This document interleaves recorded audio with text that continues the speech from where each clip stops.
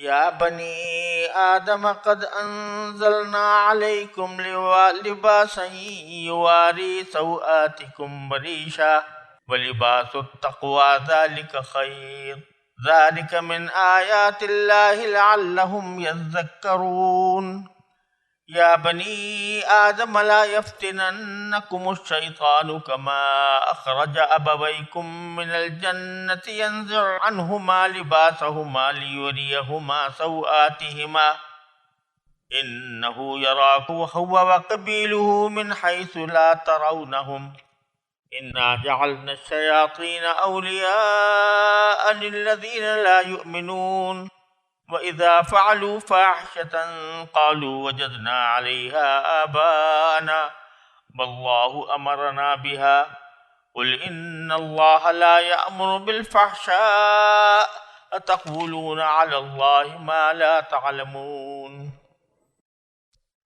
یہ آیات کریمہ ہیں اعراف کی، اور ان کا ترجمہ میں پہلے پیش کرتا ہوں، لیکن پیش کرنے سے پہلے اس کی یہ تمہید سمجھنا مناسب ہوگا کہ جب اللہ تبارک و تعالیٰ نے حضرت آدم علیہ السلام کی تخلیق کا اور شیطان کے ان کو بہکانے کا ذکر فرمایا، تو شیطان کے بہکانے کا ایک نتیجہ یہ بیان فرمایا خصوصی طور پر کہ وہ ممنوع درخت کھانے کے نتیجے میں آدم اور حوا علیہ السلام کی شرمگاہیں ایک دوسرے کے سامنے کھل گئیں، اور انہوں نے فوراً اپنی ستر پوشی کے لیے جنت کے پتے استعمال کرنے شروع۔ تو بتلانا یہ مقصود تھا کہ ہم نے انسان کی فطرت میں ستر پوشی کا اہتمام ڈال دیا اور عریانی اور ننگا ہونے برہنگی کو فطرت کے خلاف قرار دی۔ اب اس کے بعد اللہ تبارک و تعالی اس پہلو کو بہت تفصیل کے ساتھ بیان فرما رہے ہیں کہ لباس انسان کے لیے کتنا ضروری ہے۔ وہ ستر پوشی بھی اس کا مقصود ہے اور کچھ زینت بھی مقصود ہے۔ ان کو کس طرح استعمال کرنا چاہیے اور اس کا کیا فائدہ ہے۔ نیز یہ کہ اگر کسی وقت کوئی معاشرہ وہ عریانی کی طرف جانے لگے تو یہ در حقیقت شیطان کا بتایا ہوا راستہ ہے۔ شیطان دلوں میں اس قسم کی چیزیں ڈالتا ہے جس سے انسان کے اندر برہنگی یا عریانی فحاشی کے جذبات پیدا ہوں۔ اس پہلو کو اللہ تبارک و تعالی نے بڑی تفصیل کے ساتھ یہاں ذکر فرمایا ہے۔ اب میں ترجمہ پڑھتا ہوں پہلے اور پھر اس کی تھوڑی سی تفصیل انشاءاللہ عرض کی جائے گی۔ فرمایا، اے آدم کے بیٹوں اور بیٹیوں، ہم نے تمہارے لیے لباس نازل کیا ہے جو تمہارے جسم کے ان حصوں کو چھپا سکے جن کا کھولنا برا ہے، اور جو خوشنمائی کا ذریعہ بھی ہے، اور تقوی کا جو لباس ہے وہ سب سے بہتر ہے۔ یہ سب اللہ کی نشانیوں کا حصہ ہے جن کا مقصد یہ ہے کہ لوگ سبق حاصل کریں۔ اے آدم کے بیٹوں اور بیٹیوں، شیطان کو ایسا موقع ہرگز نہ دینا کہ وہ تمہیں اس طرح فتنے میں ڈال دے جیسے اس نے تمہارے ماں باپ کو جنت سے نکالا، جبکہ ان کا لباس ان کے جسم سے اتروا لیا تاکہ ان کو ایک دوسرے کی شرم کی جگہ دکھا دے۔ وہ اور اس کا جتھا تمہیں وہاں سے دیکھتا ہے جہاں سے تم انہیں نہیں دیکھ سکتے۔ ان شیطانوں کو ہم نے انہی کا دوست بنا دیا ہے جو ایمان نہیں لاتے۔ اور آگے اللہ تبارک و تعالی نے فرمایا، اور جب یہ کافر لوگ کوئی بے حیائی کا کام کرتے ہیں تو کہتے ہیں کہ ہم نے اپنے باپ دادوں کو اسی طریقے پر عمل کرتے پایا ہے اور اللہ نے ہمیں ایسا ہی حکم دیا ہے۔ تم ان سے کہو کہ اللہ بے حیائی کا حکم نہیں دیا کرتا۔ کیا تم وہ باتیں اللہ کے نام لگاتے ہو جن کا تمہیں ذرا علم نہیں؟ کہو کہ میرے پروردگار نے تو انصاف کا حکم دیا ہے اور یہ حکم دیا ہے کہ جب کہیں سجدہ کرو اپنا رخ ٹھیک ٹھیک رکھو اور اس یقین کے ساتھ اس کو پکارو کہ اطاعت خالص اسی کا حق ہے۔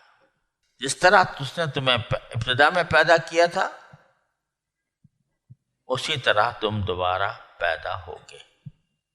ان آیات کریمہ میں جیسا میں نے ابتدا میں عرض کیا، اصل مقصود تو بندوں کو، انسانوں کو حیا کی تلقین اور ستر پوشی کا اہتمام کرانا مقصود ہے، اور اس بات سے آگاہ کرنا مقصود ہے کہ شیطان یہ چاہتا ہے کہ تمہیں بے حیائی میں مبتلا کرے اور یعنی تمہارے درمیان پھیلائے، اور اس نے یہ کام اس دن سے شروع کر دیا تھا جب حضرت آدم علیہ السلام جنت میں تھے، کہ اس کے نتیجے میں ایک ایسا عمل کروایا جس کے نتیجے میں ان شرمگاہیں کھل گئی، وہ برہنہ ہو گئے۔ تو اس وقت سے شیطان کی یہ سازش چلی آ رہی ہے، اور اللہ تبارک و تعالیٰ فرماتے ہیں کہ یہ سازش چلتی رہے گی۔ شیطان یہ مستقل داؤ لگاتا رہے گا کہ کسی طرح انسانوں کو عریانی پر آمادہ کرے، اور اس کا ایک مظاہرہ خود عرب کے معاشرے میں ہوا۔ عجیب و غریب قسم کا ایک قانون ان کے ہاں رائج تھا، اور وہ یہ کہ کچھ قبیلے ایسے تھے جو حرم کے آس پاس رہتے تھے، جیسے قریش ہیں، بنی کنانہ ہیں، اور ان کو وہ اپنے آپ کو حمص کہتے تھے۔ حمص احمس کی جمع ہے، احمس کہتے ہیں غیرت مند کو اور بہادر کو، تو یہ اپنے آپ کو حمص کہتے، اور چونکہ یہ بیت اللہ کے ارد گرد قریب رہتے تھے اس لیے سارے عرب کے لوگ ان کی عزت کرتے تھے کہ بیت اللہ کے پاسبان ہیں۔ انہوں نے کچھ اپنے لیے الگ احکام تجویز کر رکھے تھے، مثلا یہ کہ بیت اللہ کا طواف قریش یا بنو کنانہ یا حمص کے لوگوں میں سے کسی شخص کے لباس میں ہی کیا جا سکتا۔ اگر قریش کے لوگ جو ہیں، یہ حمص کے لوگ جو ہیں، یہ بڑے پاک باز ہیں، بیت اللہ کے محافظ ہیں، بیت اللہ کے پاسبان ہیں، لہذا ان کے کپڑے تو پاک صاف ہیں۔ باقی جتنے لوگ ہیں عرب کے اندر، جزیرہ عرب میں جتنے رہنے والے ہیں، ان کے کپڑے جن میں وہ گناہ کرتے ہیں تو وہ ان کے گناہوں کی وجہ سے وہ کپڑے پلید ہو جاتے۔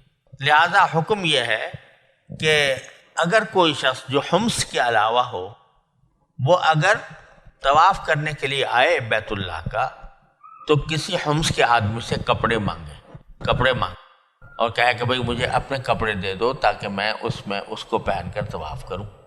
اگر وہ نہ دیتا یا کسی کو حمص کے کپڑے میسر نہ آتے، ظاہر ہے کہ حمص تو محدود چند لوگ تھے، اہل عرب بڑے تعداد میں تھے، اب ہر ایک آدمی کے لیے قریش کا یا حمص کے لوگوں کا لباس حاصل کرنا مشکل تھا، تو اگر لباس نہ ملتا حمص میں سے کسی کا تو پھر ان کے لیے ضروری تھا کہ ننگے طواف، بالکل برہنہ، مادرزاد برہنہ، اور وجہ یہ کہ بھئی ہم تو گناہگار لوگ ہیں، تو ہم ان کپڑوں میں گناہ کیے ہیں، تو اس واسطے ہم وہ پہن کر بیت اللہ کے گرد نہیں جا سکتے۔ اب یہ عجیب فلسفہ تھا کہ گناہ کی وجہ سے تجھے کپڑے خراب ہو گئے لہذا نہیں جا سکتے، لیکن بالکل مادرزاد برہنہ ہو کر بیت اللہ کی جو بے حرمتی کی جا رہی ہے اس کی پرواہ نہیں۔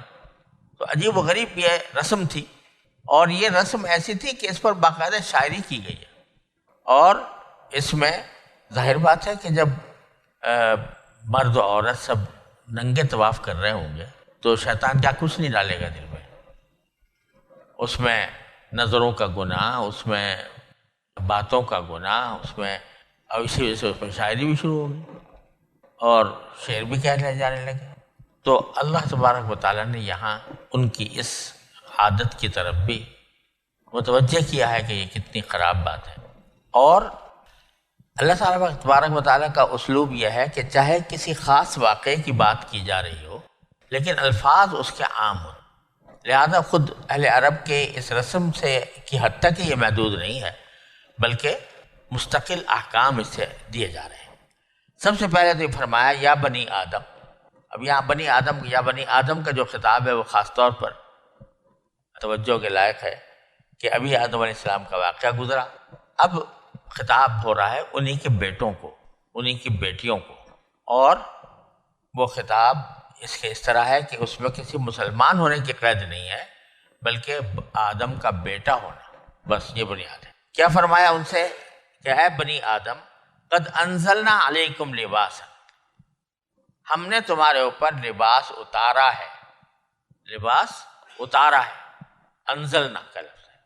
مطلب تو ظاہر یہ ہے کہ ہم نے تمہارے لیے لباس پیدا کیا ہے، لیکن لفظ استعمال فرمایا اتارا ہے، اس لیے کہ لباس جس طرح کا بھی ہو اس کی بنیاد جو ہے وہ بارش کے پانی سے ہوتی ہے۔ بارش برستی ہے، اس سے کھیتیاں تیار ہوتی ہیں، اسی سے روئی بنتی ہے، اسی سے کپڑا بنتا ہے اور وہ لباس کے طور پر استعمال ہوتا ہے۔ تو یہ ایسا ہی جیسے کہ دوسری جگہ فرمایا انزلنا الحدید، ہم نے لوہا اتارا۔ اتارا کا مطلب ظاہر لگتا ہے کہ وہاں سے آ رہا ہوگا اترتا ہوا، لیکن مراد یہ ہے کہ ہم نے ایسے اسباب پیدا کیے آسمان سے بارش برسا کر کہ اس کے نتیجے میں یہ لوہا بھی پیدا ہوا، اس کے نتیجے میں یہ مصنوعات بھی وجود میں آئیں۔ اب لباس کی جو دو مقصد بیان فرمائے، لباس کا کیا مقصد ہے؟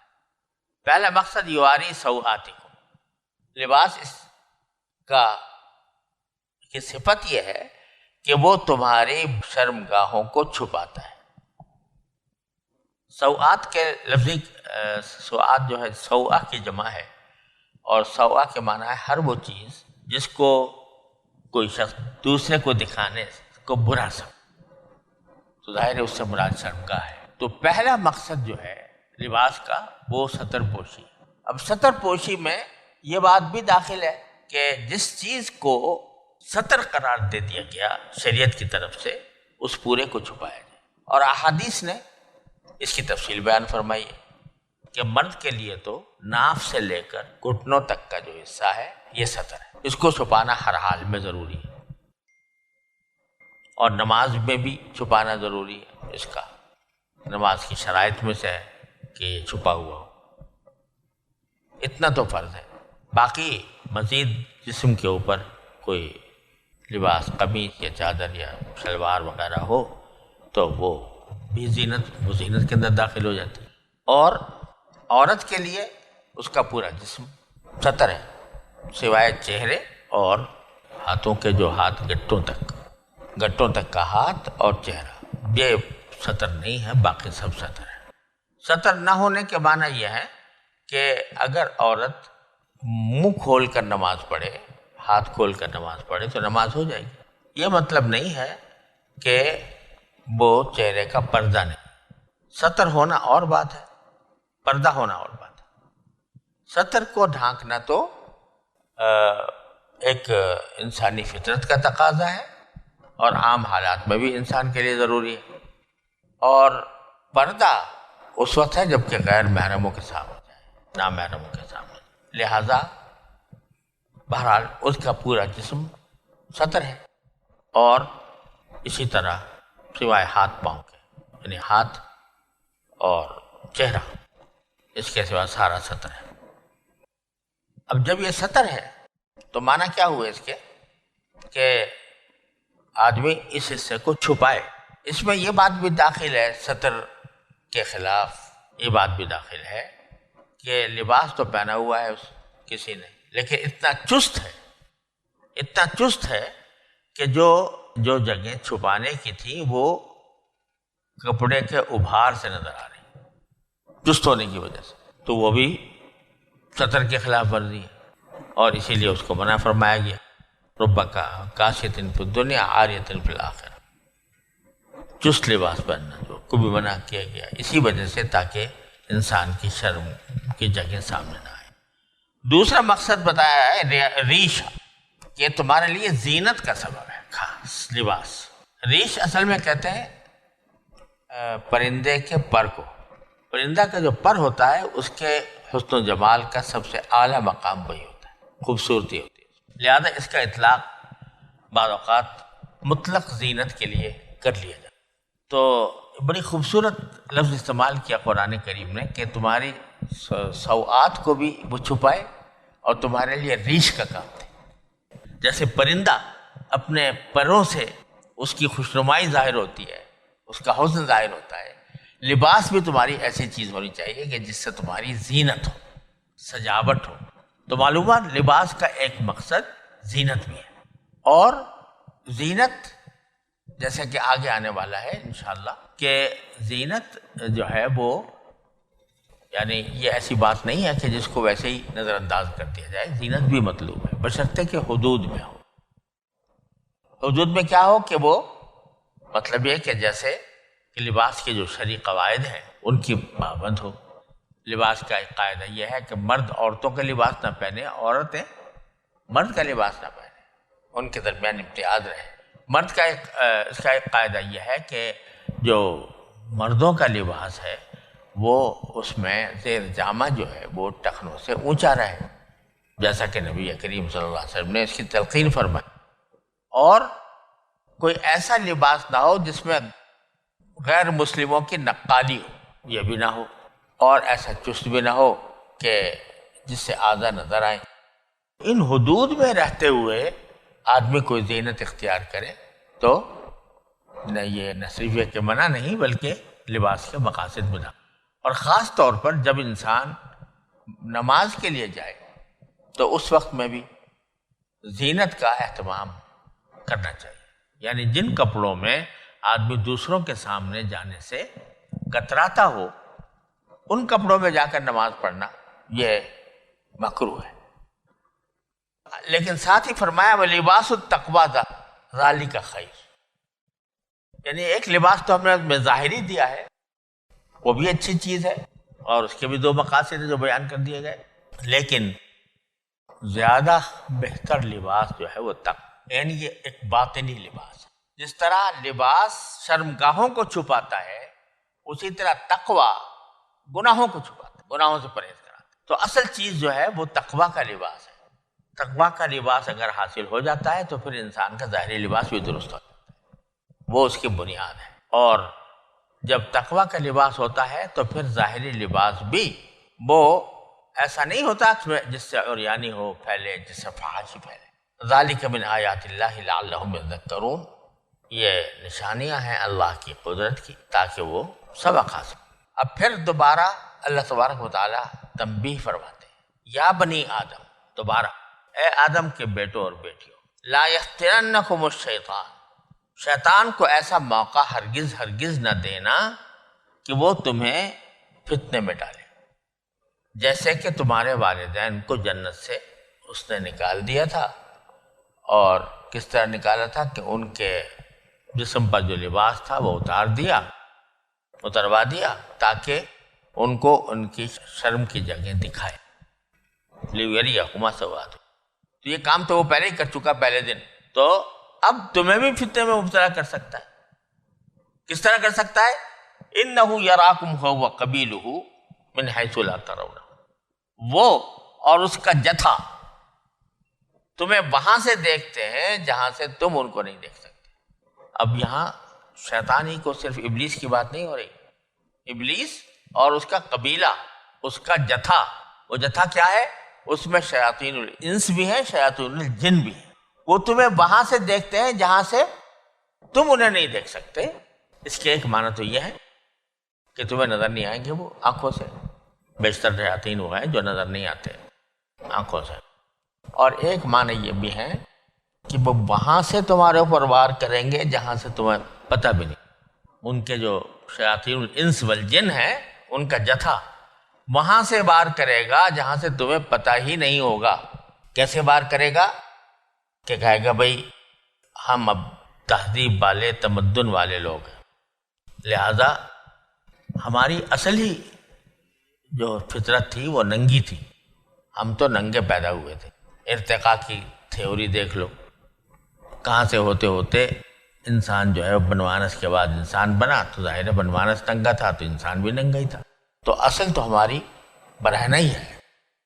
اور چونکہ برہنہ ہے تو ٹھیک ہے، اب ہم نے کچھ لباس اختیار کر لیا تھا یہ اپنے رسم و رواج کے تحت، اب ہم اپنی اصل کی طرف رفتہ رفتہ لوٹنا چاہتے ہیں، اور اچھا سے اچھا لباس بنانے کے لیے ہم نے اپنے لباس کو مختصر کرنا شروع کر دیا تاکہ اپنی اصل فطرت کی طرف لوٹیں۔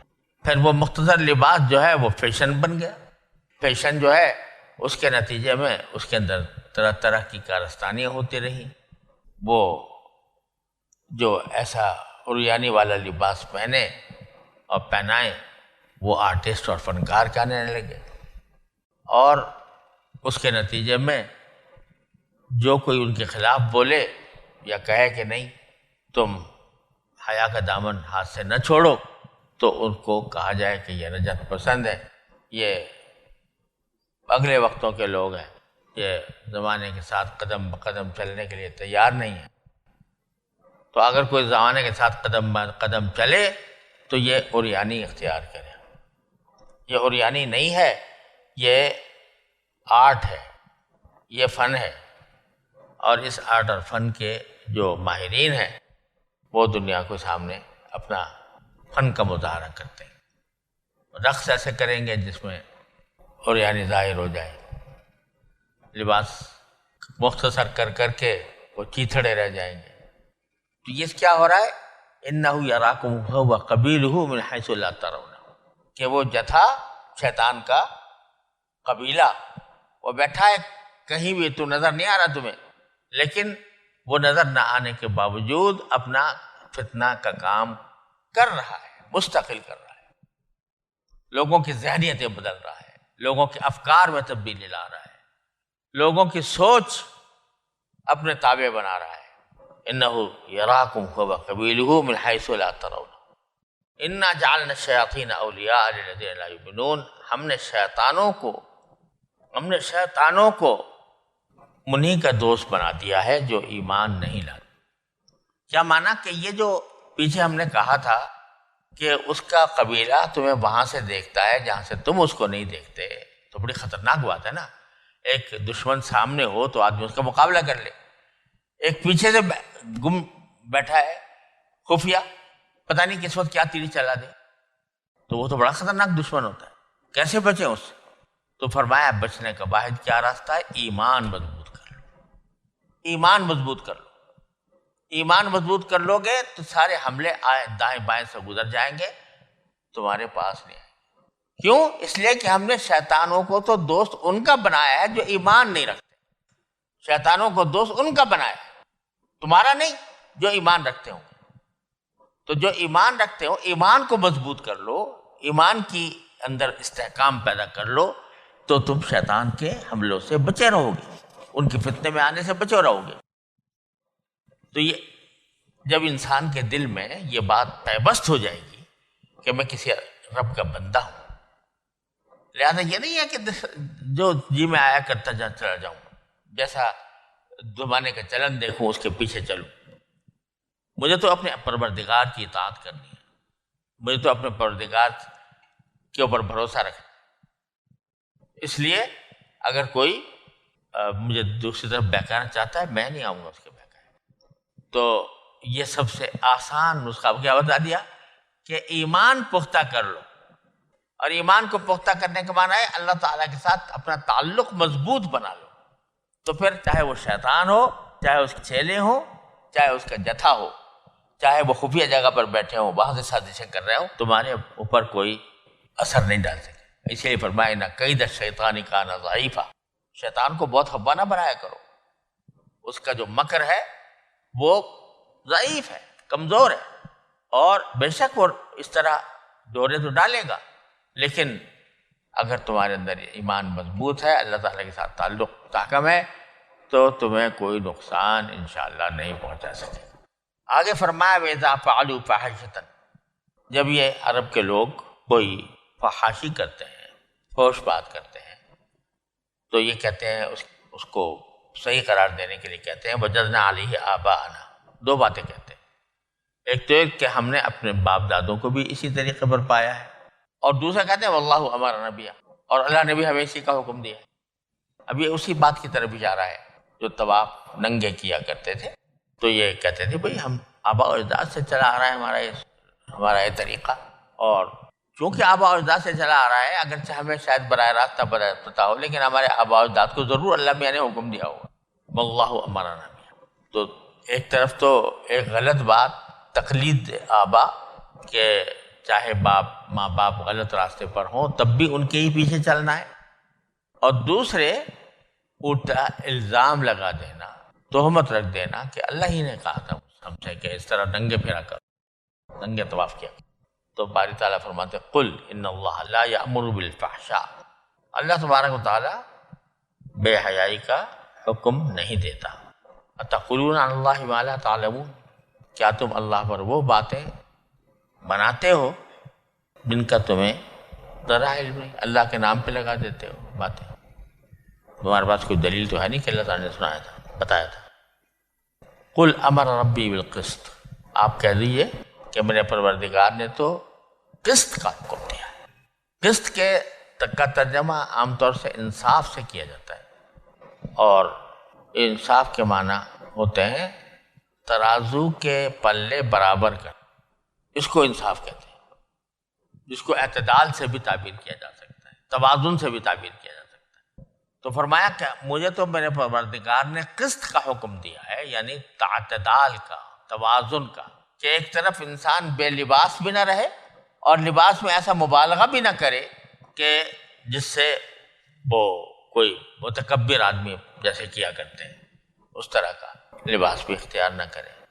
وَأَقِيمُوا وُجُوهَكُمْ عِنْدَ كُلِّ مسجد، اور اپنے چہرے سیدھے رکھو ہر سجدے کے وقت میں، نماز کے وقت۔ وَادْعُوهُ مُخْلِصِينَ لَهُ الدِّينَ، اور اسی کو پکارو، اپنی فرمانبرداری خاص اس کے لیے کرو۔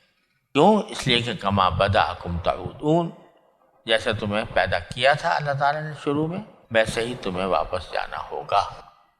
تو وہاں پر تمہارے ان اعمال و اخلاق کا حساب ہوگا اور اس کے مطابق جزا و سزا ہو سکے۔